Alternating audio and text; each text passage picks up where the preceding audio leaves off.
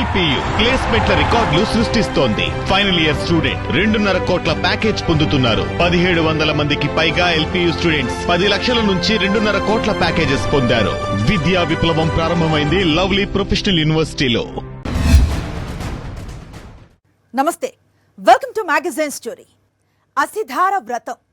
కత్తి అంచున నిలబడటం ఎంత కష్టమో, ఎంత జాగ్రత్తగా ఉండాలో అంత కష్టమైనది ఈ వ్రతం.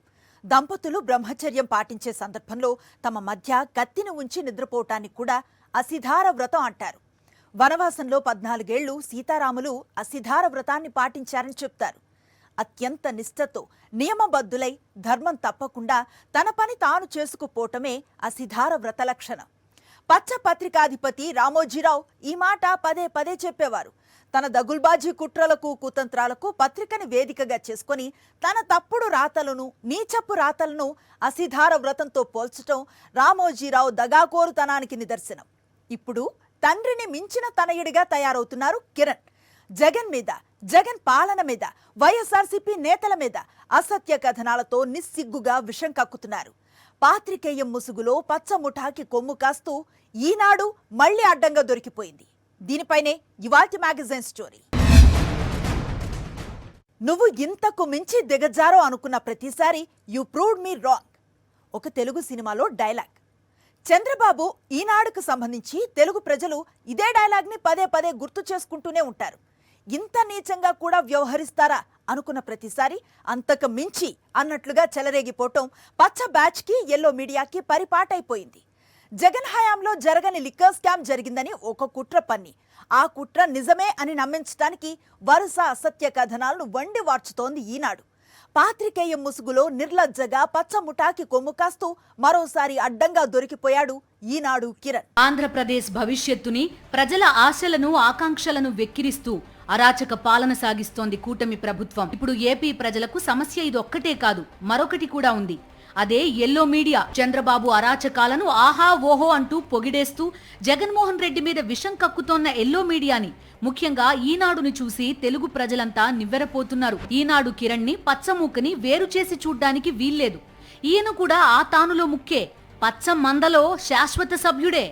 ఏపీలో సాగుతోన్న ఆటవిక పాలనపై అక్షర యుద్ధం చేసే నిజాయితీ లేని ఈనాడు జగన్ మీద మాత్రం నిత్యం అసత్య ఆరోపణలతో, అబద్ధపు కథనాలతో, దగుల్బాజీ వార్తల రోత రాతలతో పెట్టరేగిపోతోంది. ఒక వ్యక్తి కావచ్చు, ఒక సంస్థ కావచ్చు, ఒక వ్యవస్థ కావచ్చు, తమ నిర్ణయాలను, ఆలోచనలను, చర్యలను 10 మంది తప్పుబడుతున్నప్పుడు కనీసం సమీక్ష చేసుకుంటారు, దిద్దుకునే ప్రయత్నం చేస్తారు.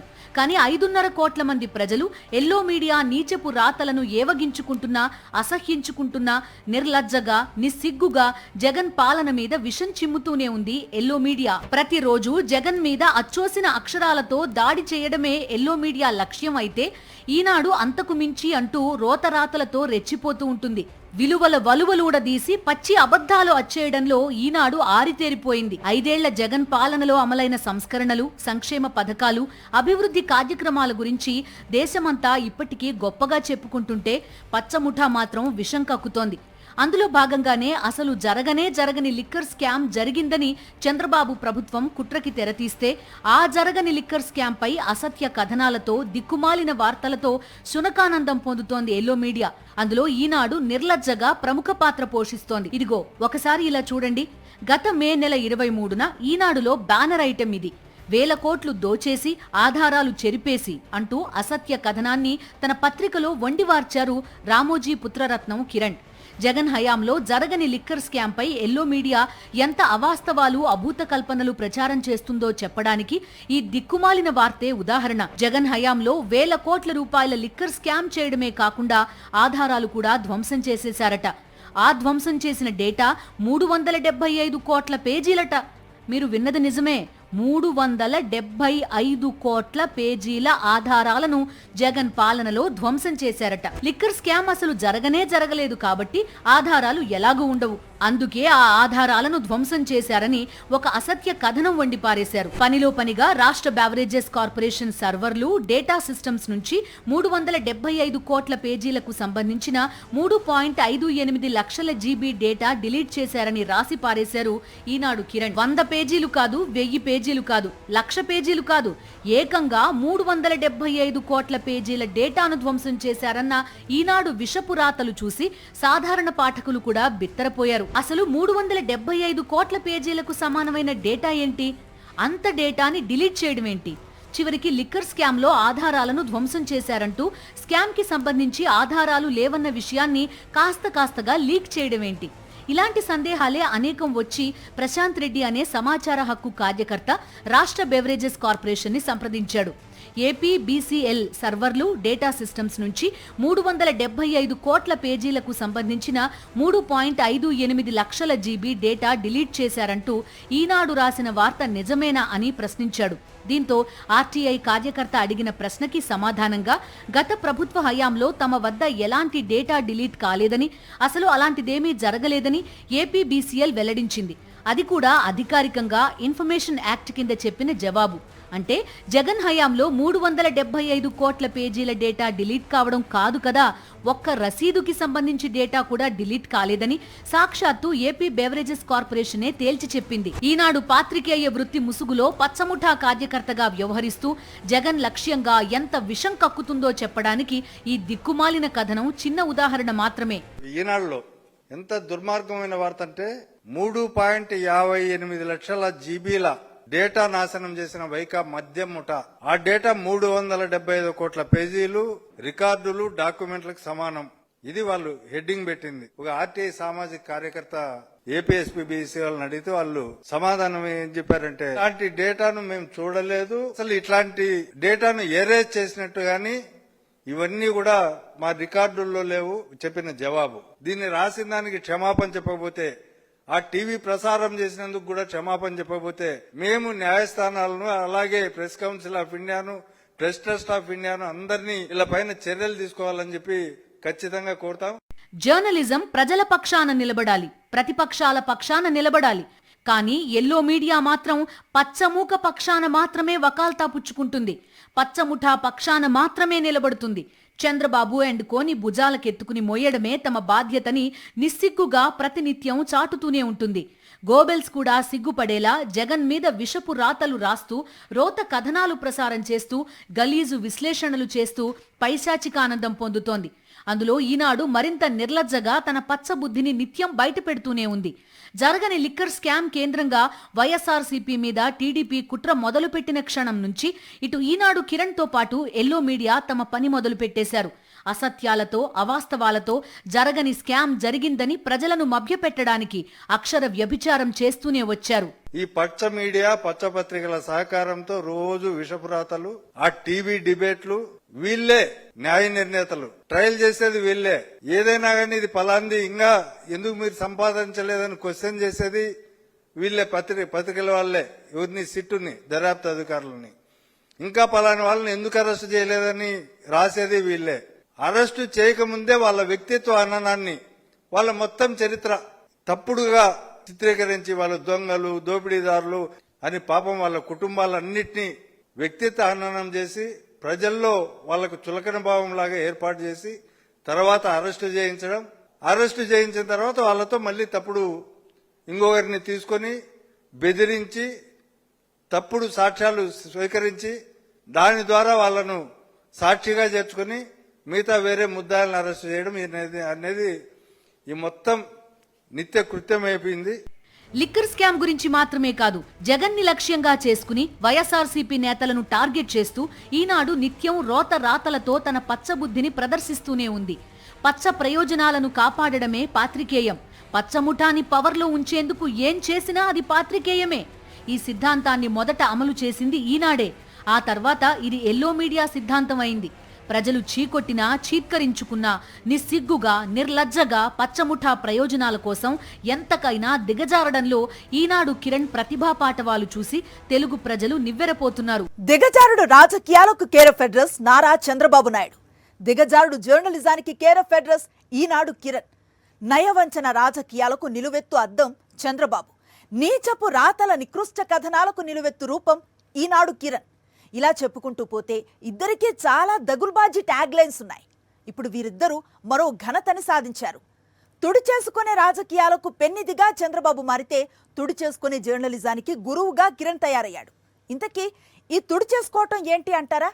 జనం చీకొడితే తుడి చేసుకోవటమే, జనం చీత్కరించుకుంటే తుడి చేసుకోవటమే. జనం ఏమన్నా తుడి చేసుకుంటూ జగన్పై రోజు రోతరాతలతో సునకానందం పొందుతోంది ఈనాడు. ఆంధ్రప్రదేశ్లో సాగుతోన్న అరాచక పాలన ప్రజాస్వామ్య స్ఫూర్తికి పాతరేస్తోంది. సంక్షేమం, అభివృద్ధి అన్న పదానికి ఏపీలో చోటే లేకుండా పోయింది. శాంతి భద్రతలు అత్యంత అధ్వానంగా తయారయ్యాయి. కానీ ఎల్లో మీడియా, ఈనాడు కంటికి ఇవన్నీ కనిపించవు. ఎందుకంటే అధికారంలో ఉన్నది చంద్రబాబు కాబట్టి. టీడీపీ ప్రతిపక్షంలో ఉంటే అధికార పార్టీ మీద నిత్యం విషం కక్కడం. టీడీపీ అధికారంలో ఉంటే కనీసం జర్నలిజం ముసుగు వేసుకున్నామన్న స్పృహ కూడా లేకుండా ప్రతిపక్షాల మీదే విషం కక్కడం. నిర్లజ్జ, నిస్సిగ్గు లాంటి పదాలు కూడా ఈనాడు కిరణ్ దిగజారుడుతనం చూసి సిగ్గుతో చచ్చిపోతాయి. కూటమి ప్రభుత్వం అధికారంలోకి వచ్చి 13 నెలలైంది. ఈ 13 నెలల్లో ఏలినవారి అరాచక పాలన, కుట్రల నుంచి మొదలు పెడితే అసమర్థత వరకు ప్రజలకు నరకం చూపిస్తూనే ఉన్నాయి. కానీ వాటిని ఎన్నడూ ఎత్తి చూపించే ధైర్యం ఈనాడు కిరణ్కి లేదు. విజయవాడ వరదల వెనుక చంద్రబాబు ప్రభుత్వ నిర్లక్ష్యాన్ని ప్రశ్నించే చేవలేని జర్నలిజం ఎల్లో మీడియాది. ఆ వరదల్లో లక్షల మంది ప్రజలు గుప్పెడు మెతుకుల కోసం రోజుల తరబడి అల్లాడితే ప్రభుత్వాన్ని నిలదీసే సత్తువలేని జర్నలిజం ఎల్లో మీడియాది. రాజ్యాంగ రూపశిల్పి అంబేద్కర్ విగ్రహంపైనే పచ్చమూక దాడికి తెగబడితే ఇదెక్కడి దారుణమని నిగ్గదీసే తెగువలేని జర్నలిజం ఎల్లో మీడియాది. భావ ప్రకటన స్వేచ్ఛ గొంతు మీద కత్తిపెట్టి తప్పుడు కేసులు, అక్రమ అరెస్టులతో ప్రజాస్వామ్య స్ఫూర్తికి చంద్రబాబు ప్రభుత్వం సమాధి కడుతుంటే ఆ అరాచకాలపై అక్షరాలను సంధించలేని దగాకోరు జర్నలిజం ఈనాడు కిరణ్ది. ఈనాడు దృష్టిలో జర్నలిజం అంటే జగన్ మీద పడి ఏడవడం. ఈనాడు దృష్టిలో జర్నలిజం అంటే జగన్ మీద అసత్య కథనాలను ప్రచురించడం. ఈనాడు ఆలోచనల్లో జర్నలిజం అంటే జగన్ మీద విషం కక్కడం, విషం కక్కే కుట్రలకు పతాక శీర్షికలు పెట్టడం, చంద్రబాబు వైఫల్యాలను ఎలా కప్పిపుచ్చాలి, ప్రజల్లో రగులుతోన్న ఆగ్రహాన్ని ఎలా దాచేయాలి, జగన్ మీద కొత్త కొత్త కుట్రపూరిత కథనాలు ఎలా వండివార్చాలని అనుక్షణం తపిస్తూ పచ్చమూక సేవలో తరిస్తూ జర్నలిజం విలువల వలువలు తీసేస్తున్నారు ఈనాడు కిరణ్. ఈ 13 నెలల కాలంలో చంద్రబాబు ప్రభుత్వం చేసిన అప్పులు 1,86,000 కోట్ల రూపాయలు. అటు సంక్షేమం లేదు, ఇటు అభివృద్ధి లేదు. మరి ఆ 1,86,000 కోట్ల రూపాయల అప్పు ఎక్కడ ఖర్చు పెట్టారో ఎవరికీ తెలీదు. దాని మీద ఒక్క వార్త రాసే ధైర్యం కానీ, ఒక్క నిమిషం న్యూస్ టెలికాస్ట్ చేసే దమ్ము కానీ ఈనాడుకు కానీ, ఎల్లో మీడియాకి కానీ లేవు. ఏడాది పాలనలో ఏపీ బ్రాండ్ ఇమేజ్ ఘోరాతి ఘోరంగా పడిపోయింది. ఈ నిజాలను ప్రజల ముందుంచే నిజాయితీ, చంద్రబాబు అరాచక పాలనపై అక్షర యుద్ధం చేస్తూ ప్రజాపక్షం వహించాలన్న కనీస జ్ఞానం ఈనాడుకి నాడూ లేదు, నేడూ లేదు. ప్రజలు చంద్రబాబు పాలన మీద తీవ్ర ఆగ్రహంతో ఉన్నారని గ్రహించిన ఈనాడు కిరణ్ ప్రజలను మభ్యపెట్టడానికి జగన్ మీద, వైఎస్ఆర్సీపీ నేతల మీద అసత్య కథనాలు ప్రచురిస్తోంది. అందులో లిక్కర్ స్కామ్ కేంద్రంగా పచ్చముఠా పన్నుతోన్న కుట్రలకు అనుగుణంగా అవాస్తవాలను, అభూత కల్పనలను ప్రచారం చేయడానికి ఈనాడు, ఎల్లో మీడియా విఫల ప్రయత్నం చేస్తున్నాయి. అందులో భాగంగానే లిక్కర్ స్కామ్ ఆధారాలను గత ప్రభుత్వ హయాంలోనే నాశనం చేశారంటూ పచ్చి అబద్ధాలను ఈనాడు ప్రచురించింది. రాష్ట్ర బెవరేజెస్ కార్పొరేషన్ సర్వర్లు, డేటా సిస్టమ్స్ నుంచి 375 కోట్ల పేజీలకు సంబంధించిన 3.58 లక్షల జీబీ డేటా డిలీట్ చేశారంటూ రాసి అడ్డంగా దొరికిపోయారు ఈనాడు కిరణ్. అసలు జగన్ పాలనలో ఎలాంటి డేటా డిలీట్ కాలేదని ఏపీ బెవరేజెస్ కార్పొరేషన్ స్పష్టం చేయడంతో ప్రజలు విస్తుపోతున్నారు. నిజమే కదా, ఈనాడు పత్రిక ఈనాడే కాదు, ఆనాడు కూడా చంద్రబాబు ఎన్టీఆర్కి వెన్నుపోటు పొడవడానికి అసత్య కథనాలతో సహకరించిందని గుర్తు చేసుకుంటున్నారు. తన ప్రయోజనాలు, పచ్చ బ్యాచ్ ప్రయోజనాలు, వీటిని కాపాడటం కోసం ఈనాడును ఎన్ని రకాలుగా వాడాలో అన్ని రకాలుగా వాడారు. చివరికి టాయిలెట్ పేపర్గా కూడా వాడేసే స్థితికి దిగజారిపోయారు అప్పుడు రామోజీరావు, ఇప్పుడు కిరణ్. పోటీ పత్రిక ఆర్థిక మూలాలు దెబ్బతీయటానికి పత్రికతోనే కుతంత్రాలు చేశారు. ఎన్టీఆర్ని వెన్నుపోటు పొడవటంలో చంద్రబాబు విజయం వెనుక కీలక పాత్ర రామోజీ పత్రికదే. తమ అక్రమాలను ప్రశ్నించిన వారిపై అచ్చోసిన అక్షరాలతో దాడి చేసిన రామోజీ ఈనాడు నిర్వహణను అత్యంత పవిత్ర వృత్తిగా చెప్పేవారు. వాస్తవానికి పత్రికా స్వేచ్ఛ ముసుగులోనే ఆయన తన అక్రమాలన్నీ వెలగబెట్టారు. ఇప్పుడు తండ్రిని మించిన తనయుడిగా పాత్రికేయ విలువల వలవలు విప్పటంలో కిరణ్ బిజీ అయిపోయాడు. నీతి సూత్రాల మాటున అక్రమాలకు అవినీతికి పాల్పడడం, పాత్రికేయ విలువల మాటున తన అన్యాయాలను ప్రశ్నించిన వారిపై విషం కక్కడం. ఈనాడు రామోజీరావు స్టైల్ ఇదే, సిద్ధాంతం ఇదే. పాత్రికేయ విలువలను పచ్చముఠా ప్రయోజనాల కోసం తాకట్టు పెట్టడంలో ఇప్పుడు తండ్రిని మించిన తనయుడిగా చెలరేగిపోతున్నారు ఈనాడు కిరణ్. అంతా తండ్రి బాటలోనే. ఈనాడుని అడ్డు పెట్టుకుని రామోజీ చేసిన అక్రమాలన్నీ ఇన్ని కావు. సినీ దర్శకుడు దాసరి నారాయణరావు 1984లో ఉదయం దినపత్రికను ప్రారంభించారు. రోజు రోజుకి ఉదయం సర్క్యులేషన్ పెరుగుతూ వచ్చింది.